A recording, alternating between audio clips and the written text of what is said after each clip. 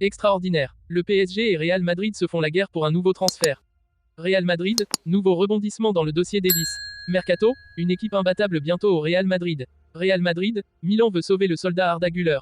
Avant de commencer, si c'est la première fois que tu passes ici, je t'invite donc à t'abonner, c'est gratuit, ça prend 2 secondes et ça fait plaisir. Merci beaucoup à toi. Toujours en quête de nouveaux talents en Amérique du Sud, le Real Madrid et le PSG sont tombés amoureux d'un jeune milieu argentin de 16 ans. Son nom, Franco Mastantuono. La meilleure recrue du Real Madrid. Non, nous ne parlons pas d'un joueur, mais de José Antonio Calafate de Sousa Fariadi, Juni, Calafate. Ce nom ne vous dit peut-être rien. Et pourtant, cet homme de l'ombre est derrière plusieurs gros transferts réalisés par les merengues ces dernières années.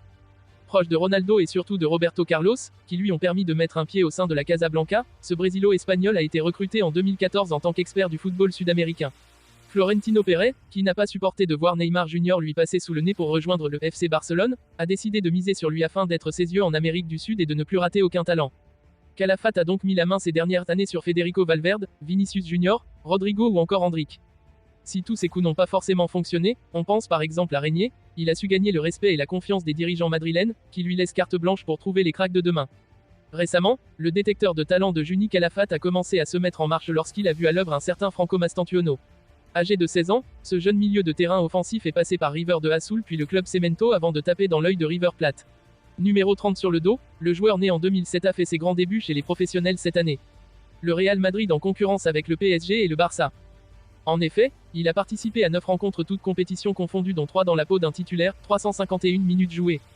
L'Argentin, qui est déjà très important aux yeux de son entraîneur Martin de Michelis, a d'ailleurs marqué un but. C'était le 7 février dernier en Coupe d'Argentine face à Excursionista, victoire 3-0. Il est devenu le plus jeune buteur du club, devant un certain Lucas Ocampos précise AS. Quelques jours plus tard, il a fait une bonne entrée en jeu lors du choc face à Boca Juniors, 1-1, puisqu'il a bien failli offrir la victoire à son équipe d'une reprise de volée. International argentin U17 puis U20, il est considéré comme un grand espoir au pays.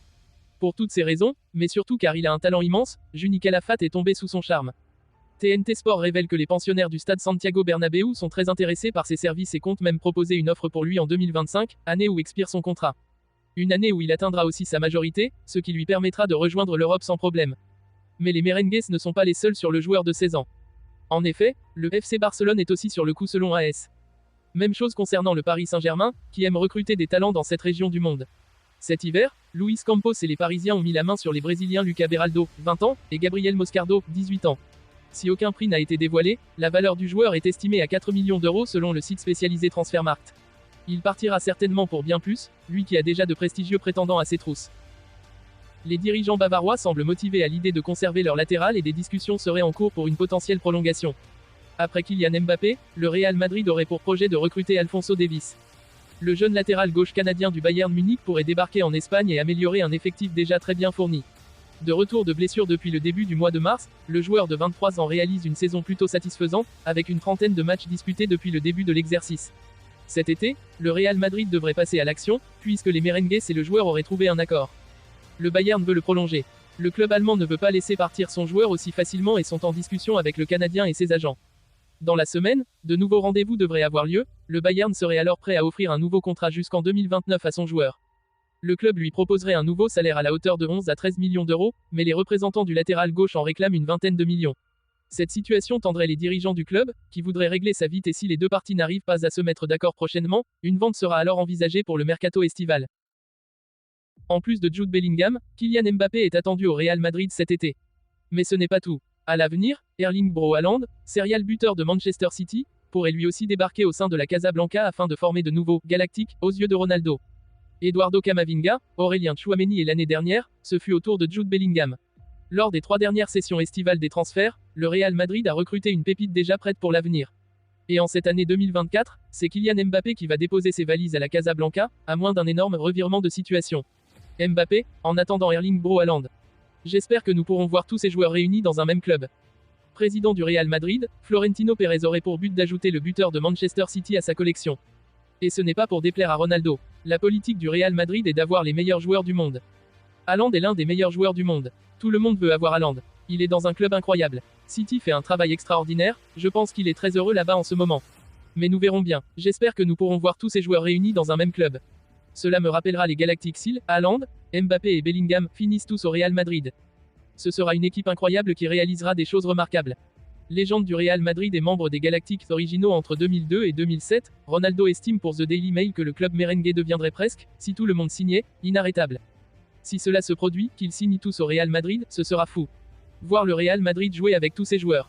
Ce sera une équipe incroyable qui réalisera des choses remarquables. Mais je pense que ce sera un grand défi pour Carlo Ancelotti de gérer tous ses joueurs. Mais il est plus facile de mettre de bons joueurs ensemble que de mettre de mauvais joueurs ensemble. Ce ne sera pas un trop gros problème pour l'entraîneur. Arda Güler pourrait faire ses valises du Real Madrid lors du prochain mercato estival, n'ayant pas réussi à s'imposer au sein de la Maison Blanche. 4 clubs se sont manifestés pour récupérer le jeune Turc. L'été dernier, le Real Madrid a fait un investissement important pour devancer d'autres géants européens dans le recrutement d'Arda Güler. Florentino Pérez a misé 20 millions d'euros pour attirer le jeune international turc âgé de 17 ans à l'époque. Cependant, les choses ne se sont pas déroulées comme prévu. Güler n'a pas réussi à trouver sa place dans l'effectif dirigé par Carlo Ancelotti. Par conséquent, il pourrait quitter la capitale espagnole cet été. Selon les informations du Mundo Deportivo, les performances du joueur ne sont pas à la hauteur des attentes du coach madrilène. Il aurait même été proposé à Güler d'évoluer avec la Castilla, l'équipe réserve du Real Madrid, ce qu'il aurait décliné. Une autre option envisagée serait de le prêter, et 4 clubs ont montré leur intérêt pour son recrutement. Parmi ces clubs, seul l'un est basé à l'étranger, le Milan AC. Les 3 autres évoluent en Liga, Las Palmas, le RCD Mallorca et la Real Sociedad. Reste à voir si ces opportunités de prêt pourraient susciter l'intérêt du milieu offensif, qui n'a disputé que 5 matchs cette saison, dont un seul en tant que titulaire.